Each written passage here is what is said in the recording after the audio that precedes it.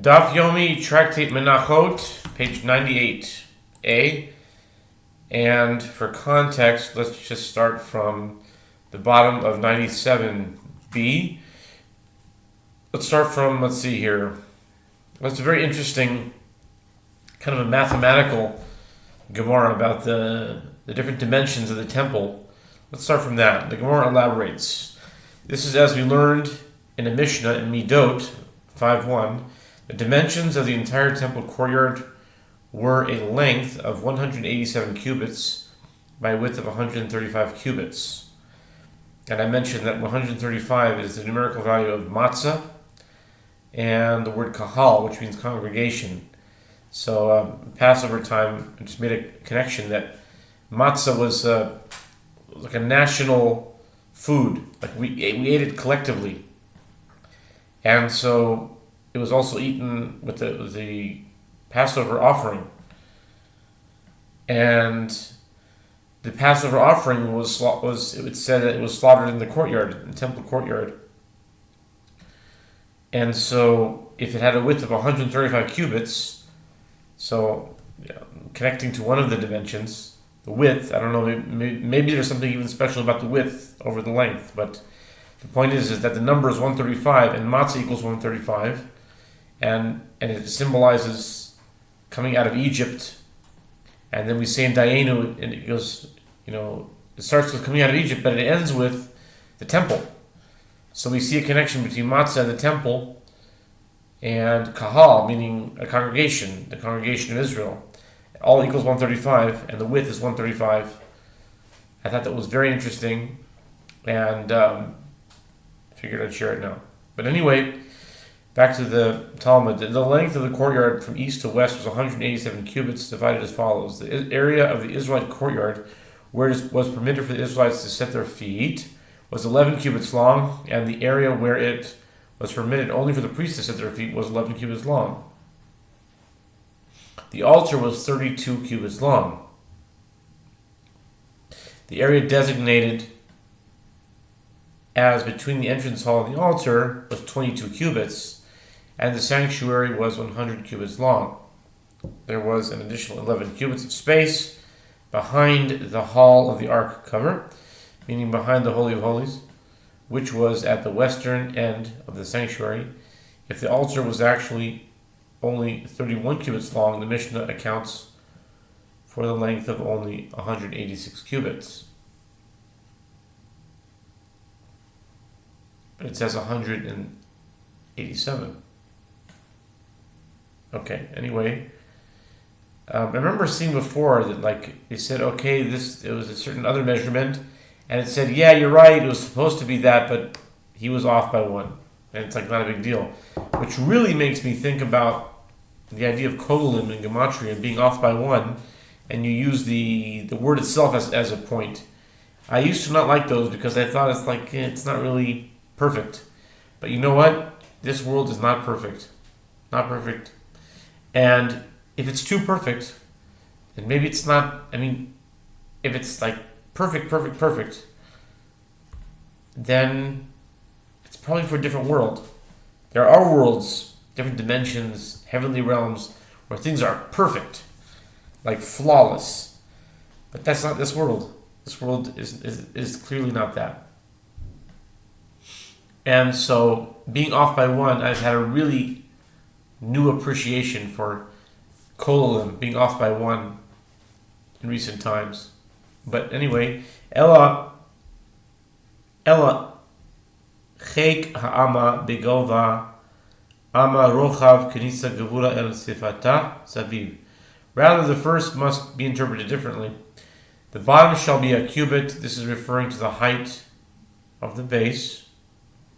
The breadth, a cubit. This is referring to the width of the surrounding ledge, where the wall of the altar is inset by 1 cubit. Its border by its edge round about shall be the 1 span.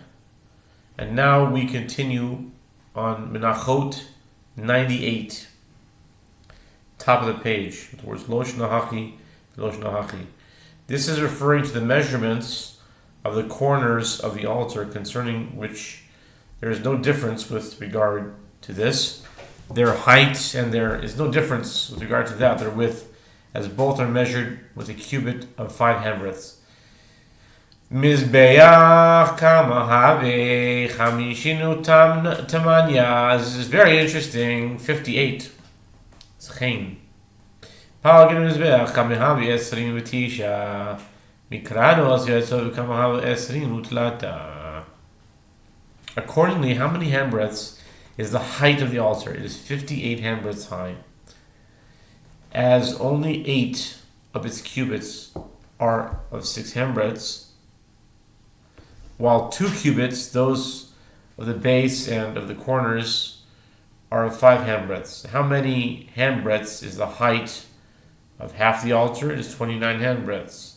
How many handbreadths is the height from the top of the corners of the altar until the surrounding ledge? It is 23 handbreadths. As the corners of the altar are 5 handbreadths high, the upper section of the altar is 3 cubits of 6 handbreadths.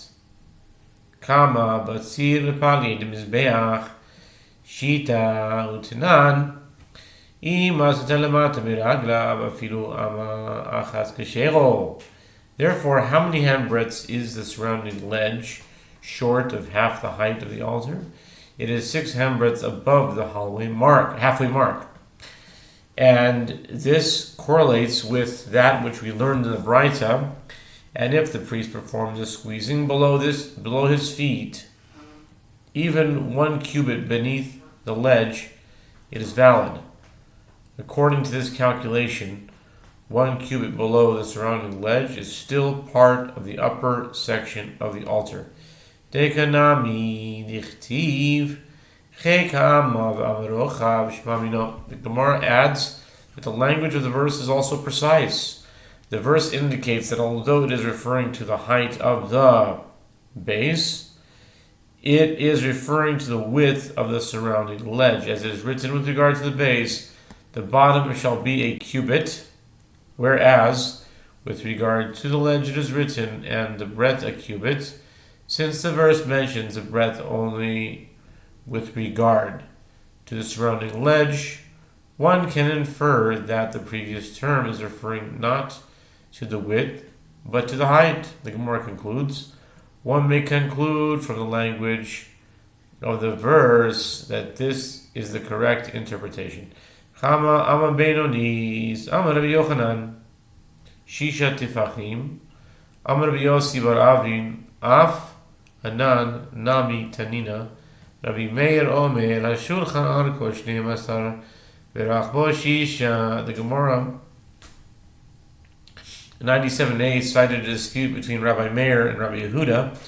According to Rabbi Meir, all the cubits mentioned with regard to the temple were medium cubits except for the measurements of the golden altar, the corners of the external altar, its surrounding ledge, and its base. The Gemara asks, and how many handbreadths is a medium cubit? Rabbi Yochanan says it is 6 handbreadths. Rabbi Yossi bar Avin says, we learned in the Mishnah in 96a as well. Rabbi Meir says the table, its length is 12 handbreadths and its width 6 handbreadths, since the Torah states the length of the table is 2 cubits and its width 1 cubit. See Exodus 25:23. This indicates that the cubit is 6 handbreadths. Miklal lehavia amlenefi shemina in yehotanan shtei amos hayu b'shushan habira. Achas al keren mizrachis tzefoinis yachas keren mizrachis rabis al keren mizrachis tzefoinis yisir al shel Moshe chatzi etzba she'al keren mizrachis rabis yisir al chatzi etzba nimtzes yisir al shel Moshe etzba. The Gemara asks, may one derive from the fact that the cubit of 6 handbreadths is referred to as a medium cubit, that there is a cubit that is larger than the medium cubit? The Gemara answers, yes, there is a larger cubit. And so we learned in the Mishnah in Kalim 17:9. There were 2 rods for measuring cubits in the chamber of Shushan the capital, which was located above the eastern gate of the Temple Mount. Shushan, the capital? That's in Iran, no?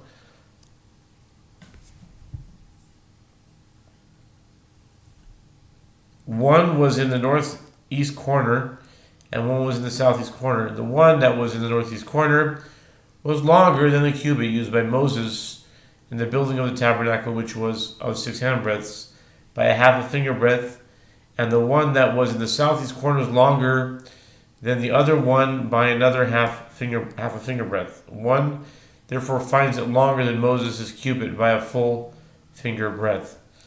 ולמה אמרו אחס גדול ואחס קטנה כדי שיהיו אומנין נוטלין בקטנו ומחזירין בגדולו כדי שלא יבואו לידי מעילו. The Mishnah continues, and why did the sages say that there should be 2 measures of a cubit, one large and one small? It was so that the artisans who were working in the temple would take payment according to the amount of work they did, as measured by the small cubit, and return it to the temple through their work, as measured by the large cubit, so they would not come to misuse consecrated property, and they would accept any payment that they did not deserve. If they would accept any payment they did not deserve, they would be misusing consecrated property. V'tarti lamali chada likaspa v'dahava v'chada lebinyana. The Gemara asks him, why do I need 2 large cubits? The Gemara answers, 1, the shorter of the 2 was used to measure silver and gold. Since silver and gold were valuable, the difference between the 2 measurements was set at only half a finger breadth, so that the artisans would not suffer too great a loss.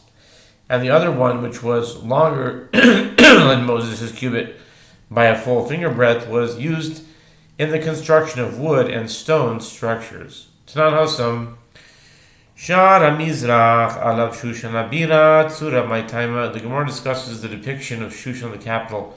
We learned in the Mishnah there, Midot 1:3, one of the 5 gates of the Temple Mount was the eastern gate, upon which the eastern gate upon which Shushan, the capital, was depicted. Interesting. The Gemara asks, what is the reason that Shushan, the capital, is depicted on a gate in the Temple Mount? Rav Chizda, Rav Yitzchak bar Avdimi, these two disagree on one.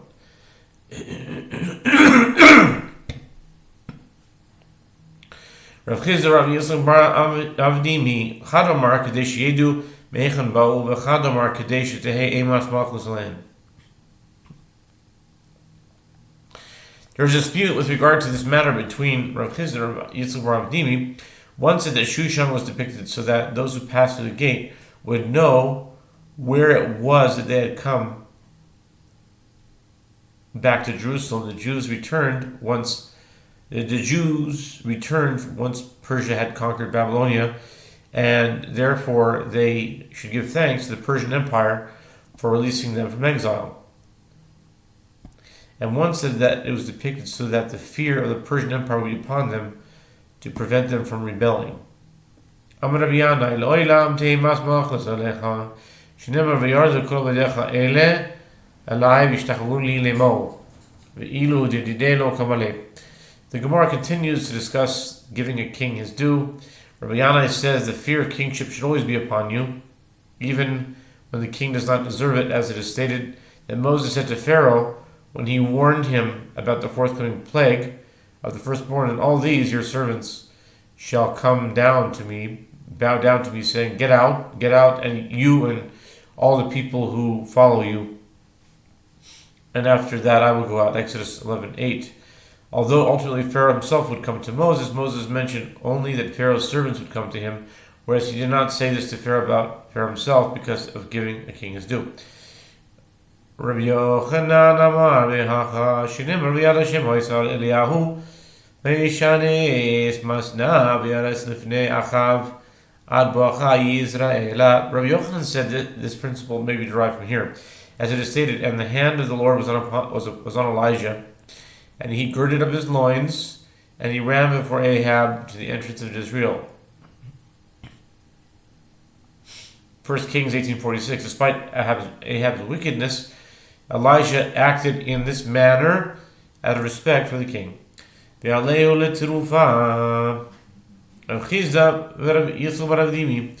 Gemara cites another dispute between Rav Chizda and Rabbi Yisrael bar Dimi with regard to the fruit trees that in the future will grow on either side of a river that will emerge from the temple.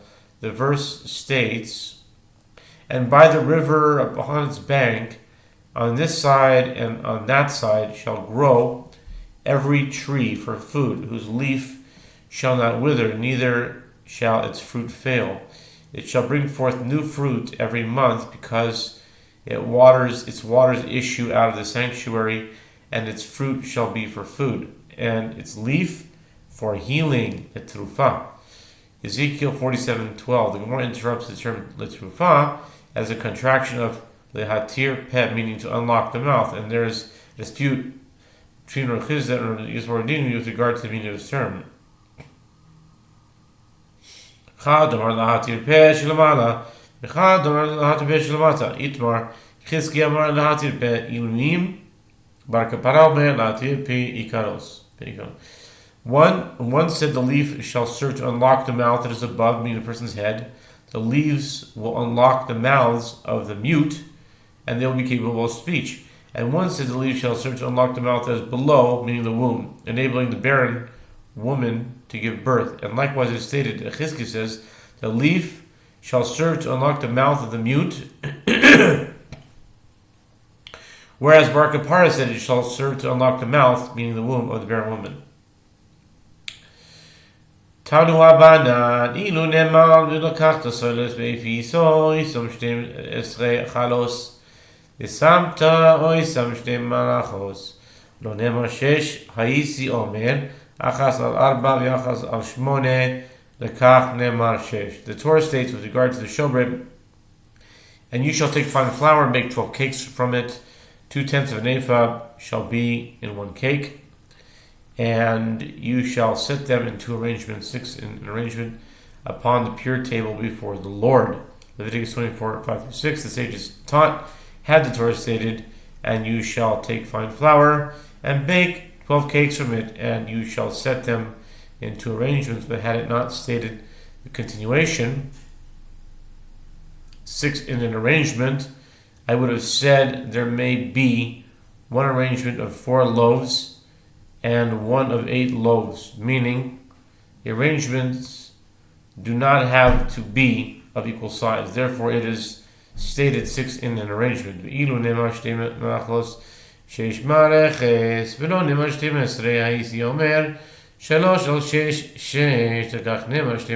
writer continues, and had the Torah stated 2 arrangements, 6 in an arrangement, but had it not stated 12 cakes, I would have said that the total number of loaves may be more than 12, and the phrase 6 in an arrangement teaches that one may bring another arrangement of 6 loaves in addition to the 2 mentioned in the verse, so that there are 3 arrangements of 6 loaves each. Therefore, it is stated 12 cakes.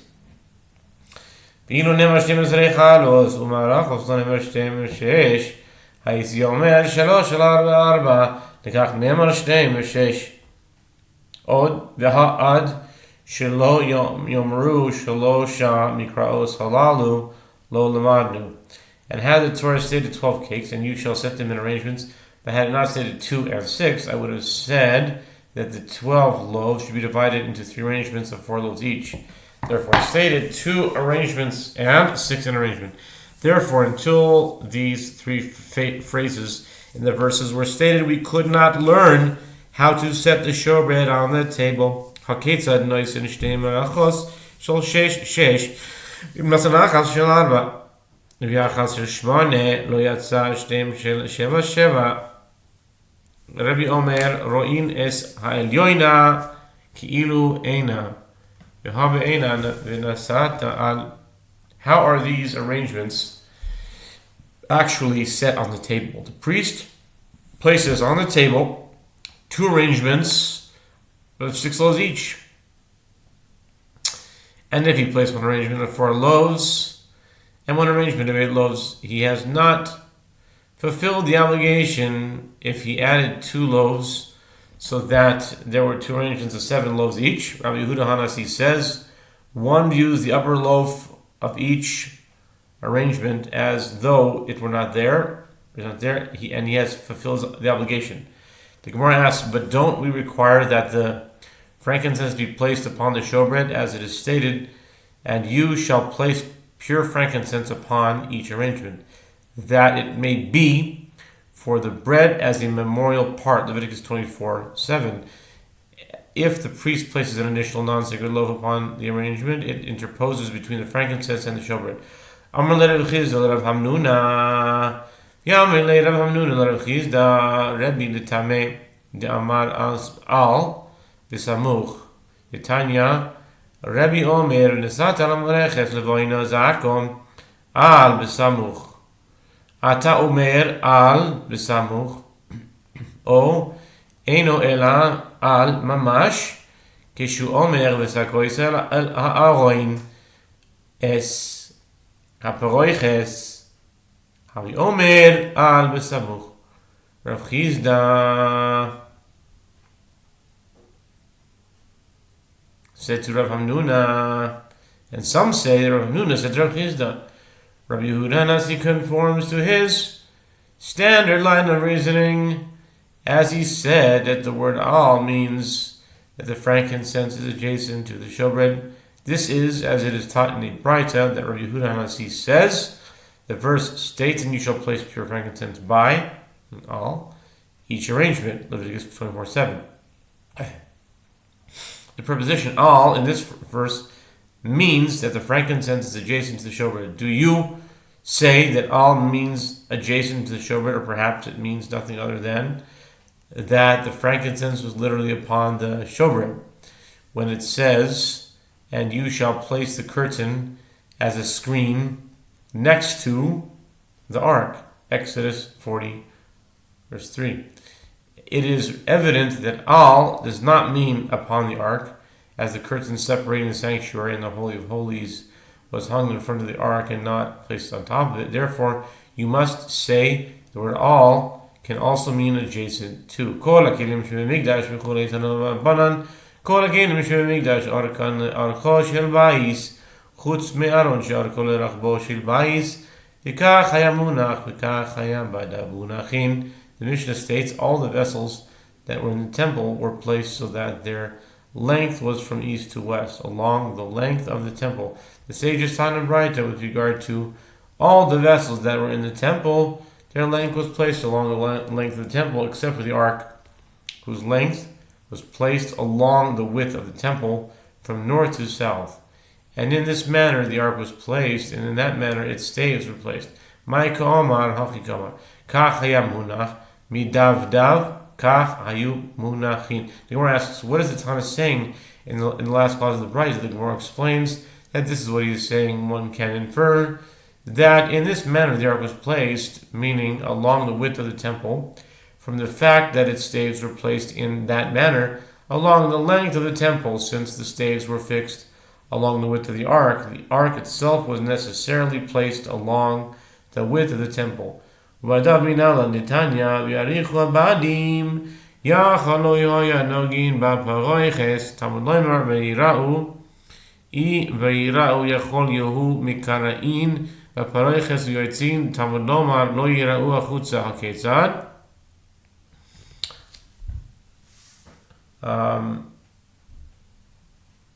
The Gemara asks, with regard to its staves, from where do we derive that they were placed along the length of the temple, from east to west?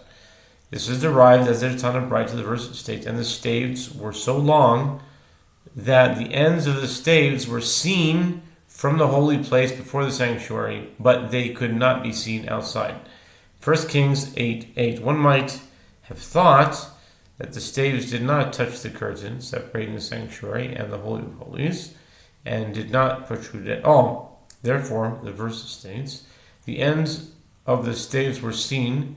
If the verse had stated only the ends of the staves were seen, one might have thought that the staves tear through the curtain and emerge into the sanctuary. Therefore, the verse states they could not be seen outside. How can these texts be reconciled? To be continued on page 98b.